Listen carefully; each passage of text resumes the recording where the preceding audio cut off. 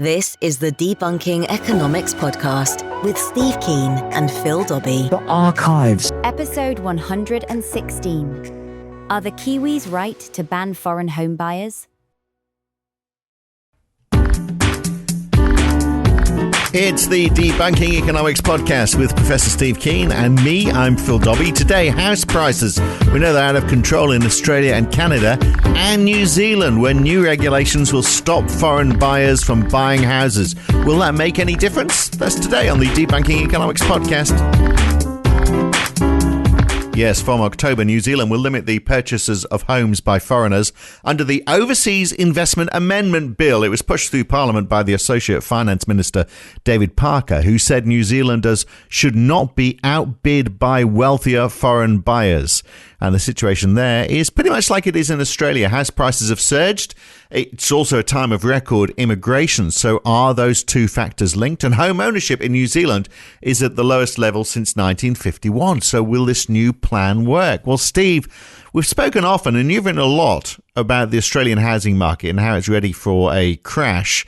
Well, look, maybe that started because figures for July 2018 show Sydney house prices year on year have fallen more than 5% in 1 year. That's quite a lot, isn't it? Yeah, and I think it's going to keep on going. People are guessing about 20. I think my original 40%. You said many years ago, didn't you? It was an analogy to Japan. Okay, the actual statement was in relation to a question from Kerry O'Brien on the 7:30 report was that Japanese house prices fell 40% after their bubble peaked, and I see no reason why we will avoid the same fate. And then to go to that bloody bet with old Rory Robertson, when Rory said I was most famous about for having predicted house price falls, which is a bit weird because you don't get on the 7:30 report for half the show without already being famous, and that's where I actually first made the comment. But when he made his bet, we started making his bet offer. I said, over the next 10 to 15 years, mate.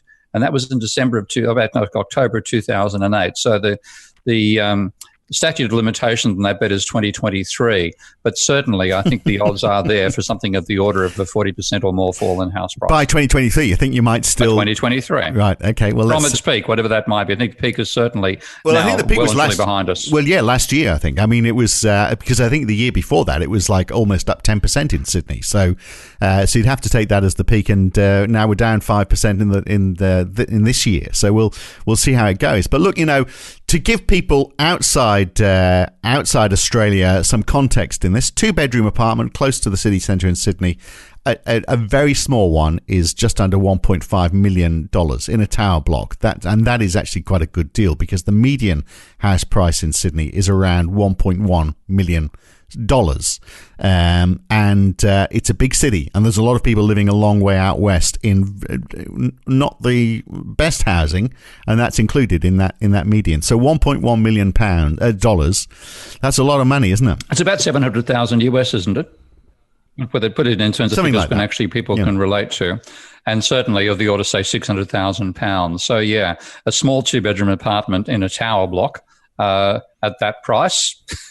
That's the cost of living down under. It ain't cheap. And so I wonder to what extent, and look, I really want to talk about New Zealand as well and the policy that's been introduced there. We'll do that in just a second. But I just wonder how big a policy failure is Australia, particularly Sydney, because what is propping up that housing, and perhaps why you got the figure wrong or it's been delayed, is because, of course, the huge level of migration into the city.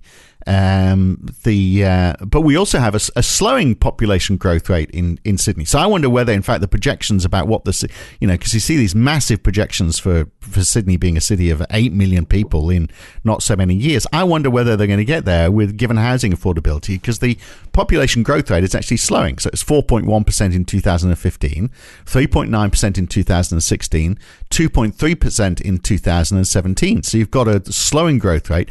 And what you've also got is almost all of the net growth in the city is from migrants from overseas. People, the net migration within Australia is out of Sydney, if you see what I mean. People, in other words, people in Sydney are selling up and moving to Brisbane. is the common destination. So there's something wrong with the whole approach, isn't there? The housing policy in Sydney, which is only surviving because so many people want to move to Australia, and Sydney is their city of choice. But after they've been there for a while, they get out and move somewhere cheaper. Because they realise it's just impossible to buy a place there in the first instance. This is I've just been doing, of course, doing some work on this. Do a blog post about it in the very near future.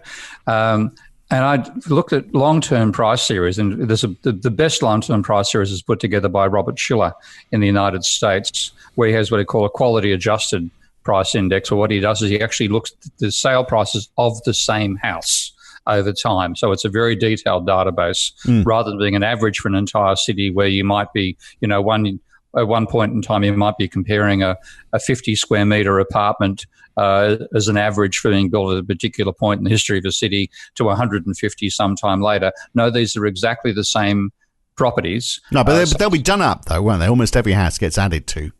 Done up, sometimes done down, but mainly done up. But he does a quality adjustment as well. And that price index, when you look at it, shows the extreme nature of the bubble that occurred in 2005, 2006 in America, because the index, you go right back to 1980, then the index started, 1890, pardon me. Go right back to 1890, the index started at 100.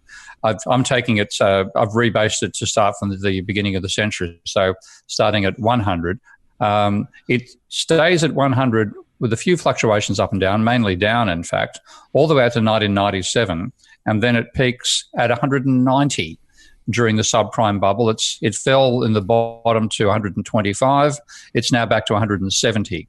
But it was actually, in effect, the long-term price, and this is inflation adjusted for America, in 2006, peaked at pretty much twice the average for the entire period. Now, I decided to look at a not as well-constructed data series. A guy called Nigel Stapleton at the University of New South Wales put this together for his PhD thesis. He subsequently been head of school there, from my recollection. But he put together a series which doesn't compare like with like as much, but it gives you an index of house prices going back as far in Australia. Now, I graphed that, and I think it's one of the times my jaw hit the floor, even though I expected it to be extreme. That index, again, shows no movement between 1900 and 1950. So it starts at 100 and 1900. By 1950, it's 100. Actually, in fact, it actually goes down below 100. So it's in 1948, 49, it's 99.8. It's pretty much 100. It then leaps, and I'm not quite certain what causes the leap, quite dramatically in 1950. So I've got a feeling that I should actually regard 1950 at the start of the series. It gets up to 2.5 times long-term average, falls down again, and now we're talking let's start with my birthday. 1953, March, it's 176. It's still a substantial increase. You would expect it to fall from that. Its current value is 1,210. Well, there has been a sextupling of house prices between my birth and today. Well, let me give you a shocking real-life example. I bought a house in Paddington. This would be, 2004, 2005, somewhere around there. It needed work on it. We bought it, my former wife and I bought it for $600,000. And we got planning permission to extend on the back of it. But in the process, the marriage fell apart. It was just too much stress. So we went our separate ways and had to sell the house. The house sold about a year and a half later for $900,000. We bought it for $600,000. We sold it for $900,000 in a year and a half. Your divorce was a profitable experience. It was, except of course I lost. I wished I'd hung on to the house because the people who bought it pushed ahead and did our plans, because we sold it with the plans. That was the only added value to it all. They did that in a year and a half, and they sold it on for $1.1 million. So in the space of a few years, the house had almost doubled in value. And that's just crazy stuff, isn't it? It is crazy because again, the question is what actually pays for house prices. Now, the long-term answer, the very, very long-term answer is ultimately you service buying assets out of income. But in the very short term, and the short term can be in a place like Australia ridiculously long, you buy the house on credit. You buy it with mortgage debt. And if there's an acceleration in mortgage debt, then the flow of demand can be higher than the flow of supply, and up goes your overall price. And that's been happening in Australia, in particular, since the late 1980s. And the government has played a major role in this, which is one reason I'm a bit of a skeptic on seeing the government as a potentially beneficial actor in the economy, having seen how outrageously the Australian government has behaved over time. So we've got weaker retail sales in Australia and falling house prices. I mean, everyone, whether they actually have less money in their pocket or not, if their house is worth less, they'll be feeling less well off. So I'm sure that those two factors are not unrelated.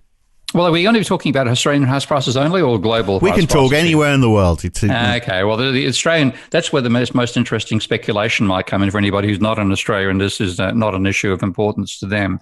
I think it's a hiding to nothing to see the Australian dollar plummet at some stage. So I could see some interesting plays on exchange rates and currencies given what's going to happen when the housing market falls over. But to go back and give that index comparison once more with the Americans starting in, I'll start in 1950, which is sufficiently after the Second World War to seems like normal conditions imply. So both countries' indexes 100 in 1950. America's peaks at 180, falls down to 120, is now back up to 160, and it's worth talking about why the prices have recovered. Australia is now at 500. So basically, 5 times increase in the real price since 1950. So while there was an adjustment going on in other parts of the world, Australia just carrying on. Yeah, and in the belief that house prices always rise. Right. And with a very, very long-term data, the best long-term data we have is actually based in the city I'm currently talking from, which is Amsterdam. And there's a canal here called the Herengracht Canal. And I should have looked up what Heren actually means. Gracht means canal, but Heren, I'll look it up on the web while I talk. No, don't. Just focus on what you're saying. Go on. Okay. The price index they've got goes right back to the tulip bubble. It's quite a fascinating time from the tulip bubble in 1973. And there are periods across that time of up to 70 years where house prices were rising all the way through. So if you were born in the beginning and died at the end, you go to your deathbed believing house prices always rise. There were 50-year periods where house prices fell continuously. So you could actually also pretty much be born when house prices are falling and die when house prices are falling and go to your deathbed believing house prices always fall. Over that whole time period, from sometime in the 1500s right through to 1973, the average index was flat. In other words, we pay as much to buy houses compared to consumer goods. There's been no long-term trend in the value of assets, but they can be pumped up by credit. And they can fall apart when credit collapses. And that's what we've seen in the rest of the world, and Australia is now learning the same lesson. Right. So the fluctuation in the United States then, because, they plummeted, as you say, and they've recovered. So why that recovery? This is where the demand and supply stuff actually makes sense, because I know, when you say demand and supply to me, I reach for my revolver, which I don't have. As long as you're shooting yourself, not me. Yeah. Oh, no. It points outward, but only at economics departments. But I took that seriously once and thought, well, actually, let's put this in dynamic terms. Forget the static equilibrium stuff. Let's talk about the flow of demand and the flow of supply. And the flow of supply per year is a combination of how many existing houses are turning over in situations like your Paddington story, where a divorce causes a house to be sold, or somebody moves to a job somewhere else and has to sell where they are and so on. That's the turnover of existing houses. And there are lifestyle issues there or relationship fall apart issues. So there's part of that which is independent of economic conditions. But equally, there's more likely to be a rise in the volume being put onto the market when house prices are rising. People are thinking, oh, well, now's the time to capitalize on the gain we've experienced. The whole investor market is likely to be stronger at that stage. But I describe it as being a bit like a sigmoid curve. There'll be a low level and a high level between the two. Maybe economic conditions drive you up from low level of supply to high level of supply, but it's not a major it doesn't have a lot of strong economic basis to it compared to the relationship stuff and moving and so on. So that's the change. That's the supply of existing houses, some turnover fraction times the stock of existing houses. And then you add in the net construction of new houses. Now, of course, that is very heavily driven by people's expectation of prices. So if prices are rising, there's a strong expectation that house prices are going to continue rising. Therefore, you'll invest in building more housing. And we all see that in the skyline during a housing boom. Yeah. That's the supply side. On the demand side, fundamentally, you buy a house with borrowed money. You don't. There's a small fraction. It used to be larger, but a small fraction of the purchase price coming from your savings, personal savings. There's a large fraction coming from borrowing money from a bank. And it's always been your contention, hasn't it, that it's driven more by demand rather than supply. It's the availability of finance, which is you've written books about. So in the United States, is that the case then, that it was harder to get the finance and now it's become more available, and that's why prices are rising again? Yeah, there's a relationship between to follow on the logic. What you have is a relationship between the level of new mortgages and the level of house prices. So there's a relationship between the change in the level of new mortgages and change in house prices. So if new mortgages are rising, house prices are likely to be rising. If new mortgages are falling, house prices are going to fall. And that has to happen ultimately because new mortgages are adding to the existing level of debt. So change in new mortgages is saying how fast the change in the level of debt itself is happening. And the only way you can have persistent demand pressure to drive house prices up is if mortgage debt is accelerating, not just rising, but rising more rapidly compared to income. And nothing accelerates forever, not even Australian house prices.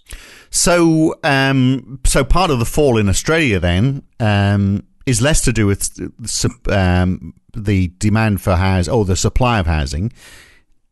Is it because banks are getting tougher on mortgages? Is that part of the reason? It's a combination of things. Australia's getting a perfect storm of all these things, actually, which is why it's going to be quite a fascinating place to watch. First of all, you've reached saturation level for the level of household debt. The households in Australia are carrying a debt level equivalent to about 1.2 times GDP. That's the second highest level on the planet right now. The only country with a higher ratio is Switzerland. And you've always got to wonder what's happening in Switzerland in terms of, does this reflect what's happening with the Swiss? Does this happening reflect the banking system's role of hiding the wealth accumulated in the rest of the planet? So on Australia's number one on that front. It's number two historically compared to Denmark. But you've reached a saturation level. So once you reach the saturation level, the level of debt household debt compared to GDP, then there's no change in the volume. And as that happens, when you go through it, your acceleration goes negative. So that's one factor. A second factor is that, again, because Australia is out of step with the rest of the world, the costs of the margins banks are paying to borrow money on the international market, which I think they're using to sell to people who want to buy foreign goods, given Australia's trade deficit. They're not. I have to look at the logic behind them, the amount of borrowing they do, but they're paying more to get that money, which they're selling to Australians to buy overseas goods. That's increasing their costs as well. So they're putting up rates at the same time. But the biggest one of the lot is the Royal Commission. And this is absolutely wonderful stuff because, again, it's another case of the elite shooting itself in the foot, because Australia's having a commission into the banking and the pension fund industry that's called superannuation in Australia, having an inquiry because the banks thought, look, all these nasty people in the public are saying we're being really, really bad. We're not. We know we're gods. We know we're perfect. Or there'll be a few rotten apples, but we can handle them being exposed. Let's have a Royal Commission to shut up all the complainers. And then the Royal Commission got access to their documents. And it is so transparent that the main reason why house prices continued to rise after my little bet went astray is fraud. Banks have been making, frankly, fraudulent statements about the capacity of people to service debt, and on that basis extending far more debt than people that can actually service out of their incomes. And now this is being exposed. They've got to be more realistic about the amount of money people have left after they've paid their debt servicing, and the whole thing is coming down. And the final one, I'm being a bit long-winded here as usual, is that up to 40% of mortgages in the last 5 years have been interest only. not meaning you don't pay any principal back, but you get a 5-year period before. Yeah. Absolutely crazy. The regulators letting that through shows how little they understand the bloody market they're supposed to be regulating. Well, that just says, yeah, we're open for pure speculation.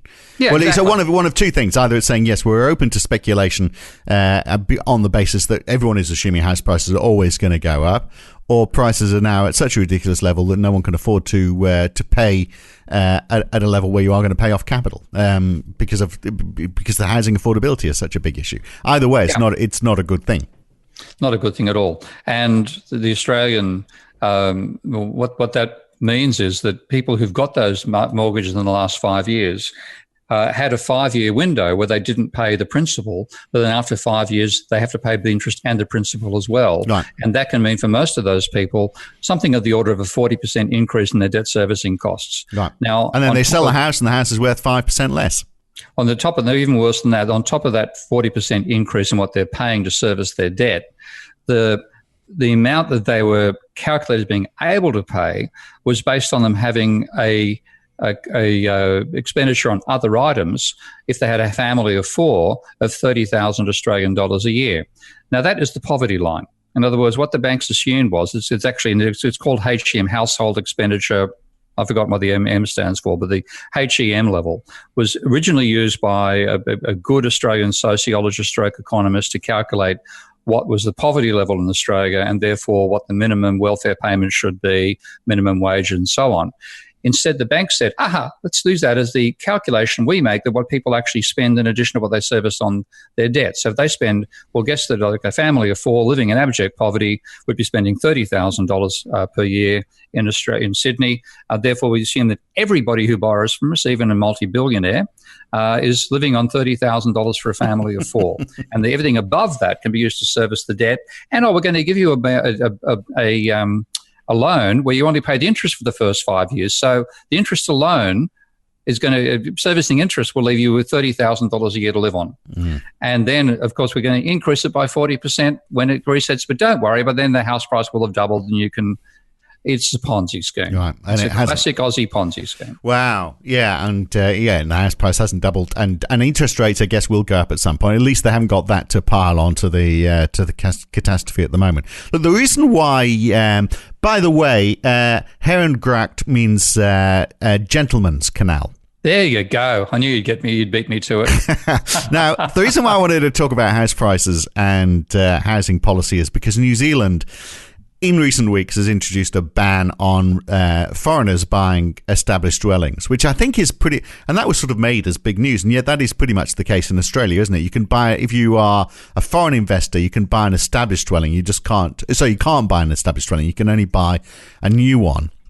But you can also buy an established dwelling if you're going to add to it, which is why we've got this rise in tiny subdivisions in Australia, because people are buying one house and turning it into 2 and getting around it in that way.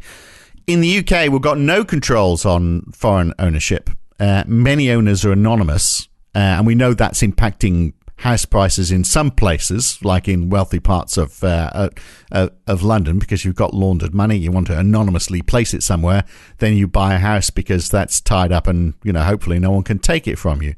That's a totally separate issue, isn't it? But it sounds like none of these policies are going to work if the issue is not to do with supply, it's to do with demand, and it's the availability of credit that you're talking about. So yeah, and that falling over is going to push the prices in the opposite direction. I think both New Zealand and Australia have housing bubbles. Yeah. Australia probably more extreme than New Zealand, but both driven by credit and both, of course, by the same banks. So it's not going to make any difference. Although, I mean, it is an issue, though, if you look at house prices once you get outside major centres. So and this has been a long phenomenon, hasn't it, where you've got regions of a country like, for example, Wales, where holiday homes are bought and gentrified, prices out the locals. I guess that's a separate issue.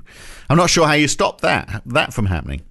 Well, that's the washover effect, because again, when you go shopping to buy a house somewhere and you see prices that are much lower than what you pay in your reference city, it's still possible to make the mistake of believing that that price is reasonable. And that seems to be what actually hits people. They make this belief that that house in Moruya is much cheaper than I'd pay for a similar one in Sydney, and you come in with an income level which far exceeds what applies in Moruya itself, and you basically drive up the price level in Moruya at the expense of the locals. Yeah, and I guess very often people are getting that second home, aren't they? That holiday home, they're getting it with equity on the house that they've bought, which has suddenly increased in value. So they feel like they've got the cash even though they haven't. Yeah, that's right. So we have a perfect storm turning up in both these countries, which is amazing to watch. Yeah. Okay. Well, and I can tell you're going to enjoy it, which is the dark side of Steve Keen. You might be enjoying it just that little bit too much. But why is this not happening in the UK then? What is different here? Well, the UK doesn't realise it actually had a bubble back in 2008 to 2010. It peaked.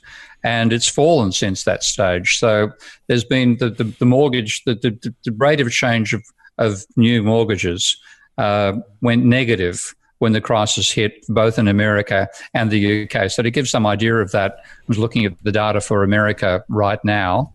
And if you look at the change in the change in the level of new mortgages in America peaked at 2% of GDP back in 2005. That doesn't sound like much, but that's the change in the level of mortgage debt. So that was the acceleration factor. It peaked at 2% in 2005. It then started plunging down to minus 7% by the middle of 2008. And that's what you can just, the fit is like a glove. I mean, this is why I find it remarkable when I do my presentations, when I give my lectures to students, because I've got an argument based on stuff which is heretical. Mainstream people say credit has no effect on the asset prices because the buyer can be leveraged, the seller can be unleveraged. A company you can have a company with mass amount of debt being bought by somebody for cash, the shares being bought for cash, or you can have a company with no debt whatsoever, and the person buying does it on margin. They say, well, therefore the two effects cancel out and there's no relationship. That is total nonsense when you look at the data. There's an incredibly strong relationship between the level of leverage people will take to buy an asset and the level of the price of that asset, and therefore between change in that leverage and change in the price. Again, for American housing data, the fit between the change in new mortgages and the change in house prices is like a glove. Correlation coefficients over 0.7. And when the acceleration of mortgage debt started to go from positive to negative, you had a dramatic plunge in the prices. You then bottomed out in 2008 at minus 7% of GDP as the acceleration of mortgage debt. It then rose back up to 2% by 2012, and it's been flatlining but still positive in the sense that it's still above zero, and that is what's driven the recovery in American house prices as well. So you don't need the same absolute level of mortgage debt, which has fallen quite substantially in America. You need the acceleration of mortgage debt to get back to being positive again, and that's where it's been since, let's see, when it had actually turned positive. It started turning around and driving house prices in 2009. It hit positive in 2010, and it peaked in 2012, and it's now heading back down towards zero once more. Well, Macquarie Private Wealth has, they reckon, according to their figures, 130,000 people net are going to move to Brisbane in coming years from Sydney. So aside from this fall in house prices, just this affordability question and this migration, which you can imagine is going to pick up, it's pretty difficult for businesses to adapt to that. That's 130,000 people presumably working who are not working in businesses anymore and need to find replacements. If those replacements are all foreign buyers, you wonder how many of those foreign buyers are actually part of the working population and how many of them are just investors. Then that alone is a downside for the Sydney economy, isn't it? It is, yeah. Because demand is going to be taken out of the city. I mean, people have got to find their jobs to move north in the first place. But and bear in mind, moving north to Brisbane. I mean, and you spoke of one of your ex-wives. You've only got one, haven't you? Just yeah. So far, don't expand the collection. It's not worth it. I can't afford to. My second ex-wife was performing in a stage show in Brisbane, and she give a few votes for humour. She said, "Where are the pith helmets? Tell me this is a joke." I think it's changed. It has matured as a city. I think. No. It's not the city maturing. It's the temperature. Right. I mean, if you watched the American Open and saw the people dying of sweat in the basin there, New York has got nothing on Brisbane during summer. Yeah, absolutely nothing. Well, thanks to global warming, that's happening everywhere, isn't it? But look, So look, the indicators that we're going to look for then, as you delight in the demise in Sydney housing, obviously because you don't own a Sydney house. Prices are going to continue to fall, but we're going to see consumer confidence presumably is going to fall. We're already seeing retail spending starting to wane. Business investment, you'd assume, is going to start to drop as well. What are the other indicators, and how quickly is all this going to happen? Well, I've spoken about the acceleration in mortgage debt as the factor causing change in house prices. Of course, the change in debt, whether it's mortgages or it's corporate debt, is credit.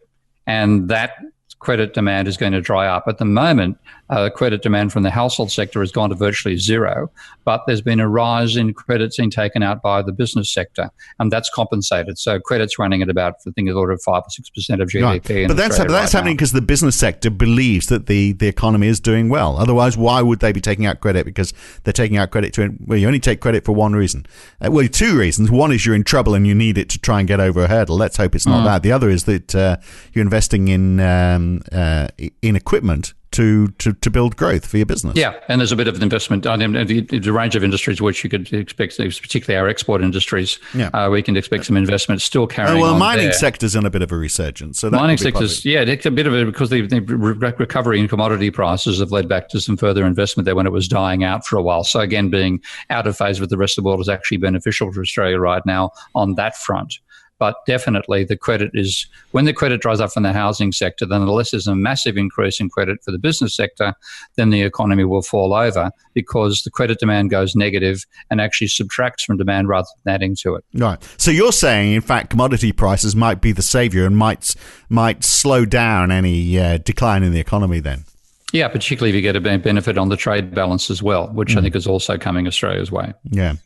All right. So maybe we will get past your 2022 or whatever it was deadline. 2023. I could be in trouble, but it's the feedback between the decline in house prices caused by a slowdown in the growth of credit and then credit disappearing from the economy that gives you a recession, a crisis like we had back in 2008. The rest of the world that Australia sidestepped by restarting its housing bubble. Right. And where I started on the introduction, New Zealand banning the purchase of established dwellings by foreigners, not going to make one jot of difference. It'll make a bit of a difference. I mean, the trouble is often a lot of these changes occur after the crisis has already occurred. And to me, the classic is finally having prudential lending in Australia after the bubble that fundamentally fraudulent lending allowed to occur. When you do that, the economy falls over. And this is why I think I'd make an analogy here with aliens. I'm not talking the ones who come to the country in boats. I'm talking the movie. If you remember the original movie, when they got hold of the alien and tried to take it off, it was John Hurt's face, and they went cut through a limb, and it then bled, and what it bled dissolved away through 3 or 4 layers of the ship. And one of them says, "Interesting defense mechanism. You don't dare kill it." Well, that's a housing bubble because when it falls over, it takes the rest of the economy with it. And politicians will dive right back in trying to support the housing bubble once more. And of course, Australia now has a prime minister, at least for the next week, who was a property market employee of the property lobby. He'll dive straight back into trying to rescue the bubble, but it may be a bit too late for that particular alien. Well, he'll be gone soon, won't he? You don't hold that job for very long. All right, well, we'll watch it. We'll watch and wait and see how it all goes. But it's not looking good for the Australian economy, or presumably for the New Zealand economy for very similar reasons. And I think in your book you're also saying Canada is also on that list. And again, and Korea quite possibly. I've got to look more closely at Korea, but Korea is another one where credit's got it through the 2008 crisis and is now starting to turn negative. All right, well, I'll leave it there, and you get out, take a stroll down the Gentleman's Canal, and we'll catch you again next time. I wonder if it rubs off. I have to find out. I very much doubt it. See you next time, Steve. Bye-bye. In fact, I'm surprised they would allow Australians to live off the Gentleman's Canal. Look, next time, inequality and economic efficiency. How big a drain on the economy is inequality? If poor people earn more and we had a narrower gap, would we all actually be better off as a result of it? We'll look at that next time on the Debunking Economics podcast with Professor Steve Keen. I'm Phil Dobbie. I'll be back then too. See you soon. Thanks for listening.